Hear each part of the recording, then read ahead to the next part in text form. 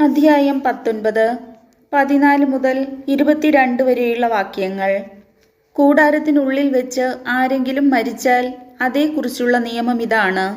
കൂടാരത്തിൽ പ്രവേശിക്കുന്നവനും കൂടാരത്തിലുള്ളവനും 7 ദിവസത്തേക്ക് അശുദ്ധരായിരിക്കും. തുറന്നു വെച്ചിരിക്കുന്ന പാത്രങ്ങളെല്ലാം അശുദ്ധമാകും. വാളിനിരയായവനെയോ ശവശരീരത്തെയോ മനുഷ്യ അസ്ഥിയെയോ ശവക്കുഴിയെയോ വെളിയിൽ വെച്ച് സ്പർശിക്കുന്നവൻ 7 ദിവസത്തേക്ക് അശുദ്ധനായിരിക്കും. അശുദ്ധനായവന് വേണ്ടി പാപപരിഹാര ബലിയിൽ നിന്ന് ചാരമെടുത്ത് ഒരു പാത്രത്തിലിട്ട് അതിൽ ഒഴുക്കുനീർ കലർത്തണം. പിന്നീട് ശുദ്ധിയുള്ള ഒരാൾ ഹിസോപ്പെടുത്ത് ആ വെള്ളത്തിൽ മുക്കി കൂടാരം, ഉപകരണങ്ങൾ എന്നിവയുടെ മേലും അവിടെയുള്ള ആളുകൾ, അസ്ഥിയെയോ കൊല്ലപ്പെട്ടവനെയോ ശവശരീരത്തെയോ ശവക്കുഴിയെയോ സ്പർശിച്ചവർ തുടങ്ങി എല്ലാവരുടെയും മേലും തളിക്കണം. ശുദ്ധിയുള്ളവൻ അശുദ്ധനായവന്റെ മേൽ ഇപ്രകാരം 3-ാം ദിവസവും 7-ാം ദിവസവും തളിക്കണം.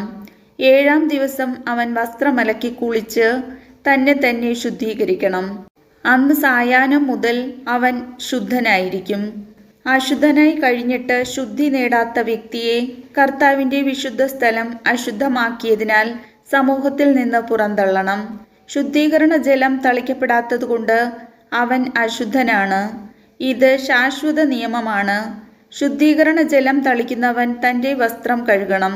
ആ ജലം തൊടുന്നവൻ സായാഹ്നം വരെ അശുദ്ധനായിരിക്കും. അശുദ്ധൻ സ്പർശിക്കുന്നതെന്തും അശുദ്ധമായി തീരും. അശുദ്ധമായി തീർന്നതിനെ സ്പർശിക്കുന്നവനും സായാഹ്നം വരെ അശുദ്ധനായിരിക്കും. കർത്താവിന്റെ വചനം.